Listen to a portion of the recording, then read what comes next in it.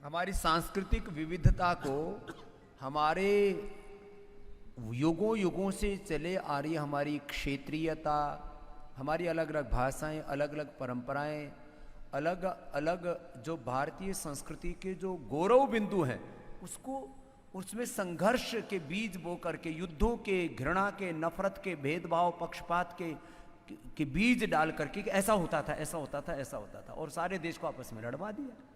उन्होंने ये बताने की कोशिश की कि भारत का जो हिमालय से लेकर के और दक्षिण में समस्त समुद्रों के बीच का जो स्थल है, ये कभी एक नहीं रहा है।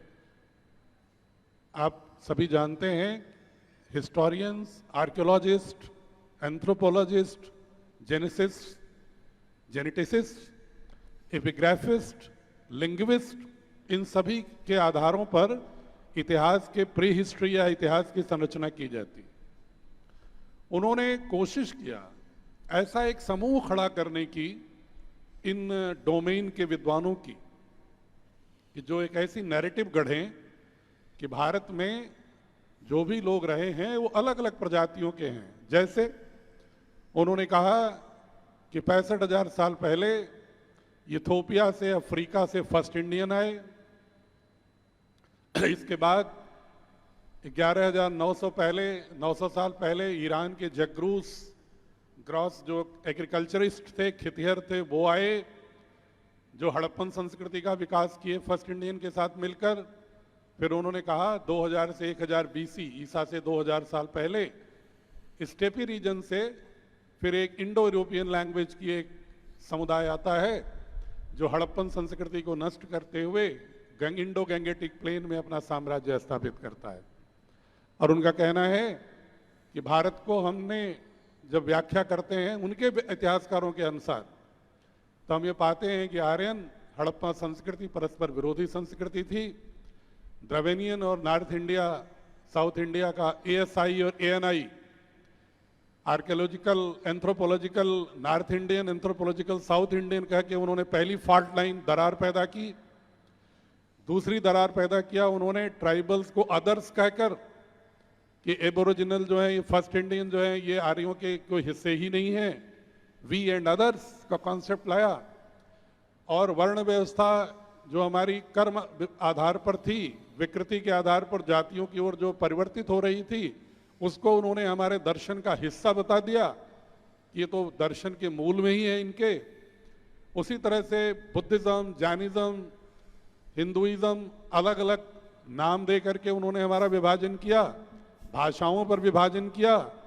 हिंदुइज्म और सिखिज्म को उन्होंने 18वीं सदी के अंत में उसका भी एक परस्पर दरार पैदा करने की कोशिश की, सवर्ण और अवर्ण की दरार पैदा करने की कोशिश की। और ये सारी कोशिश किसी प्रवचन के माध्यम से नहीं हुई, किसी कानून के माध्यम से नहीं हुई, ये सारी कोशिश हुई शिक्षा पद्धति के माध्यम से।